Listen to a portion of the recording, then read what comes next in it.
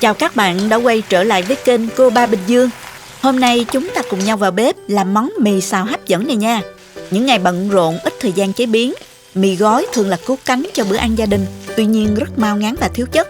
Chỉ cần thêm vài nguyên liệu cùng nước sốt pha đặc biệt, chúng ta sẽ có ngay món ăn hấp dẫn và đầy đủ dinh dưỡng với thịt bò mềm thơm, rau củ tươi giòn và đặc biệt là sợi mì xào dai ngon thấm vị, kích thích vị giác. Nào chúng ta cùng vào bếp để thực hiện món ăn này đổi vị cho bữa cơm gia đình ha các bạn. Mời các bạn tham khảo qua thành phần nguyên liệu trước khi thực hiện. Bạn cũng có thể xem nguyên liệu mình có ghi dưới phần mô tả của video này nha.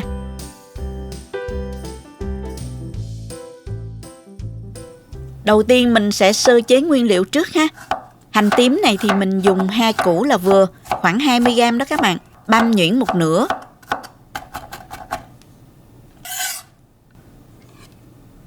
Nửa còn lại thì mình cắt mỏng nha các bạn. Băm thêm 5 tép tỏi nữa nha.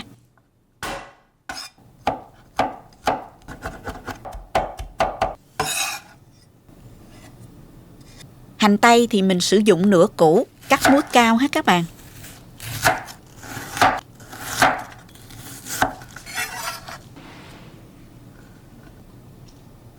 Hành lá thì mình dùng 3 đến 4 tép như thế này, cắt khúc khoảng 3 cm. Nếu có cần tàu thì các bạn sử dụng thêm một ít cho thơm ha. Mình có thêm ớt ngọt nè. Mình cắt dọc ra như thế này, xào chung để món ăn có thêm màu sắc nha. Các bạn có thể thay thế bằng ớt chuông, hoặc nếu không có cũng được các bạn.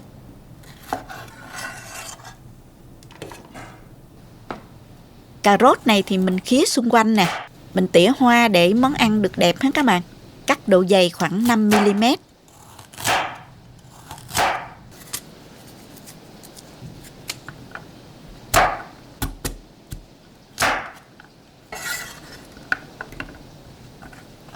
Cải thìa này cây nhỏ nên mình giữ nguyên cây và chẻ đôi nó ra.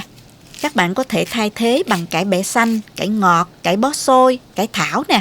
Rau củ xào chung với thịt bò thì rất là đa dạng. Có gì thì mình dùng đó nha các bạn. Không nhất thiết là phải dùng giống như mình nha.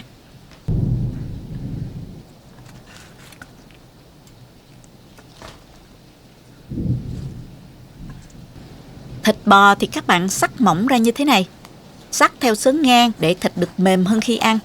Các bạn nên chọn thịt thăn sẽ ngon hơn. Hoặc có thể sử dụng thịt bắp bò nè, cạnh sườn, thịt đùi cũng được nha các bạn.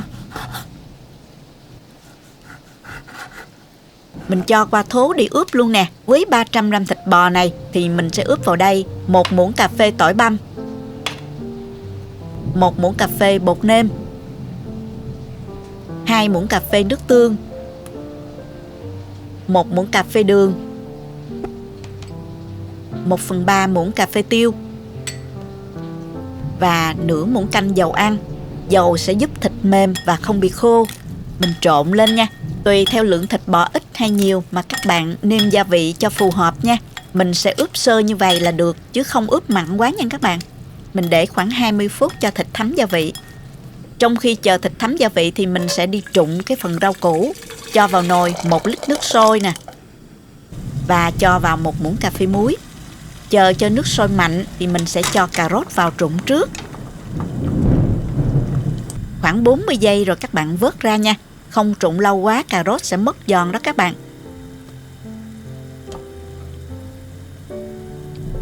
Chờ nước sôi mạnh trở lại thì mình tiếp tục cho cải thìa vào trụng luôn.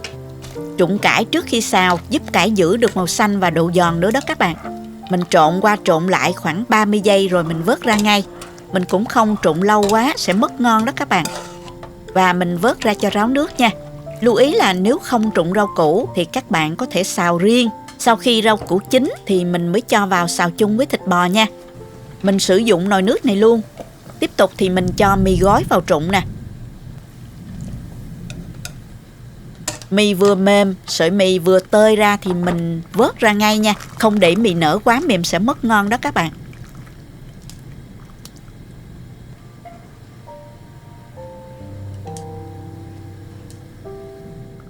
Trước khi xào mì thì mình pha nước sốt gồm có nè, 1 muỗng canh dầu hào, 1 muỗng canh nước tương, nửa muỗng canh đường, nửa muỗng canh tương ớt, 1 muỗng cà phê bột nêm. Trộn đều lên.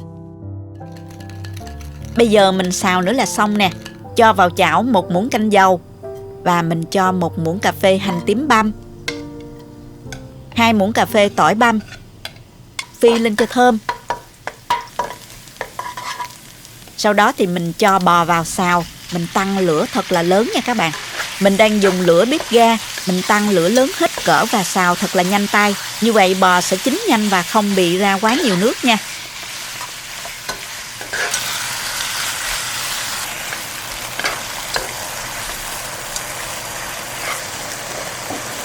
Khi thấy bò chín tái thì mình cho ớt ngọt vào nè. Đảo đều khoảng 1 phút. Ớt này cũng rất nhanh chín đó các bạn.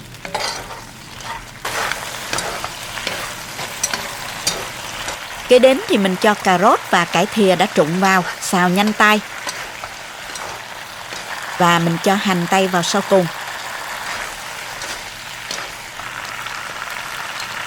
Nêm vào 1 muỗng canh rưỡi nước sốt đã pha sẵn lúc nãy á. Mình trộn đều lên và tắt bếp. Mình cho ra đĩa. Dùng giấy bếp các bạn lau sạch chảo và mình dùng tiếp lại chảo này luôn. Cho vào chảo 1 muỗng canh dầu. Mình mở bếp trở lại với lửa vừa nha. Cho hành bào vào. Mình phi lên cho thơm nè. Tiếp theo thì cho mì vào trộn đều tay cho mì tơi ra. Khi có một ít dầu thì mì rất tơi và không bị dính vào nhau đó các bạn.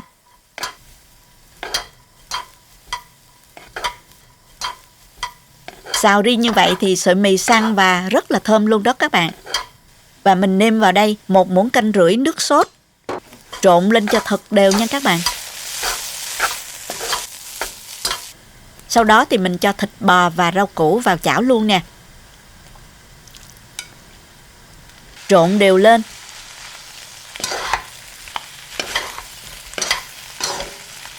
Và mình cho hành lá cắt khúc vào. Đảo đều và tắt bếp. Rắc thêm một chút tiêu nữa cho thơm nè. Như vậy là mình đã hoàn thành xong món mì gói xào bò. Đơn giản nhưng quá hấp dẫn phải không các bạn? Mình cho ra đĩa.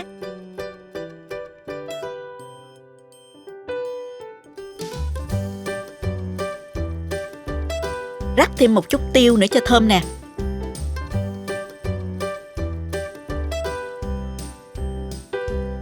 Ăn kèm với nước tương thêm vài lát ớt nữa nha. Khi ăn thì chan thêm một ít nước tương ớt vào cho thơm và cay cay mới ngon nha.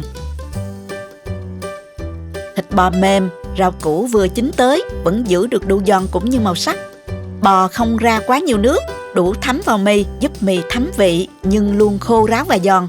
Đó cũng chính là yêu cầu của món ăn này đó các bạn. Món này ăn sáng, ăn trưa, ăn tối đều được, có thể thay thế cho bữa ăn chính, rất đầy đủ dinh dưỡng đó các bạn. Với cách làm này, mình chúc các bạn có món mì xào thật ngon cho gia đình nha. Nếu thích, nhớ bấm like, chia sẻ cho bạn bè cùng xem và bấm đăng ký để xem những video mới nhất của mình. Các bạn cũng có thể truy cập website cobabình dương.com để xem các công thức nấu ăn dưới dạng bài viết. Cảm ơn các bạn đã xem video. Xin chào và hẹn gặp lại các bạn ở video sau nha.